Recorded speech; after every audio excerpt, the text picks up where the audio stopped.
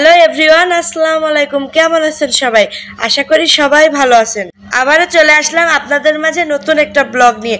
অবশ্যই ভিডিওটা কন্টিনিউ করবেন, স্কিপ না করে। আজকে আমার মা রাইস কুকারে ভাত না বসিয়ে এই যে চুলায় ভাত বসাইছে। আজকে চুলাতেই সব রান্না বান্না করবে।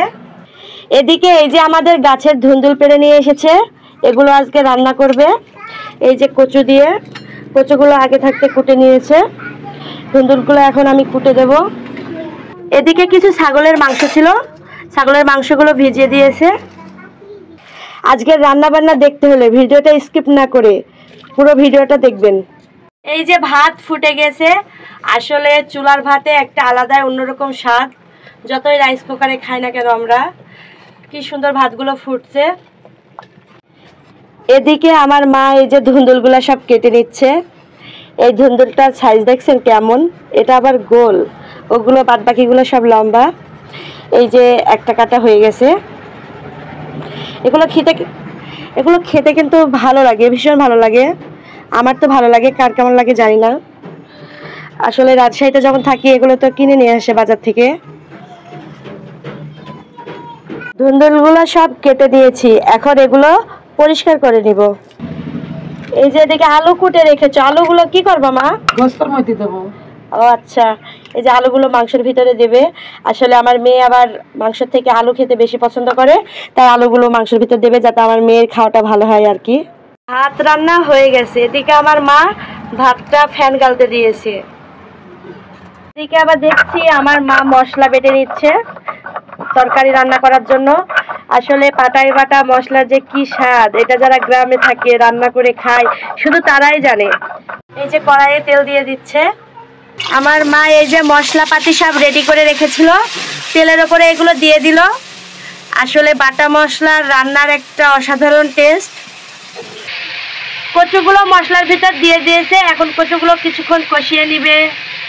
এই যে কচুগুলো এখন হালকা নাড়াচাড়া করে নিচ্ছে। এই যে কচুর ভিতরে ধুন্দুলগুলো দিয়ে দিয়েছে, এখন ধুন্দুল আর কচুটা দুগুলো একসাথে মিশিয়ে হালকা কিছুক্ষণ কষাবে।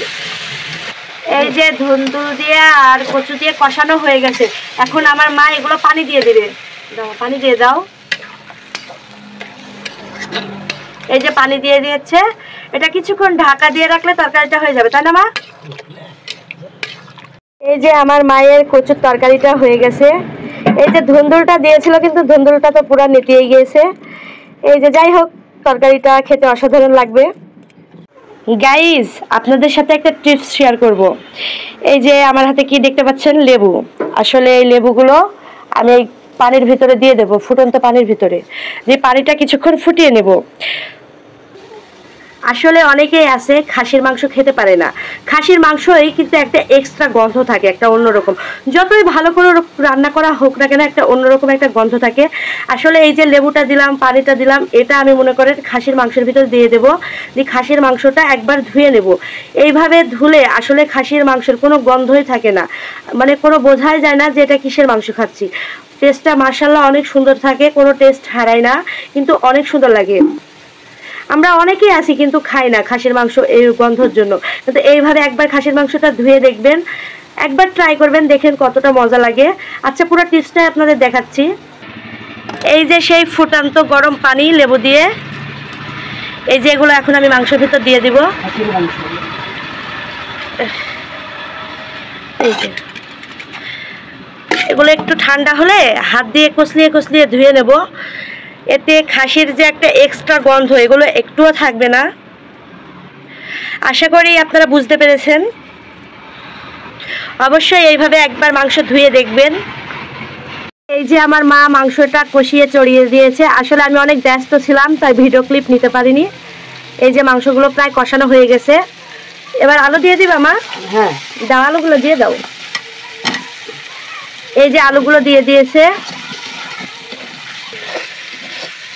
এই যে আলুগুলো দিয়ে এখন মাংসটা সুন্দর করে কষিয়ে নিবে। কিছুক্ষণ কষিয়ে নিয়ে তারপরে এতে পানি দিয়ে দিবে। এই যে মাংসটা কষানো হয়ে গেছে, এবার আমার মা পানি দিয়ে দিল। এই যে পরিমাণ মতো পানি দিয়ে দিল। এখন মাংসটা আস্তে আস্তে সিদ্ধ হবে। মাংসটা রান্না হয়ে গেছে। এদিকে আমার মা আমার মেয়ের জন্য বেগুনও ভেজে নিচ্ছে। আসলে আমরা ভিডিও করার জন্য এক্সট্রা কিছু করি না, আমাদের দৈনন্দিন জীবনে যা কিছু হয় সেগুলোই আপনাদের সাথে শেয়ার করি। অবশ্যই সাপোর্ট দিয়ে পাশে থাকবেন। ভিডিওটা যদি ভালো লাগে অবশ্যই একটা লাইক কমেন্ট শেয়ার দিবেন। আর যদি ভালো লাগে, মন থেকে ভালোবাসা দিতে চান, তাহলে অবশ্যই ফলো দিয়ে পাশে থাকবেন। আল্লাহ হাফেজ।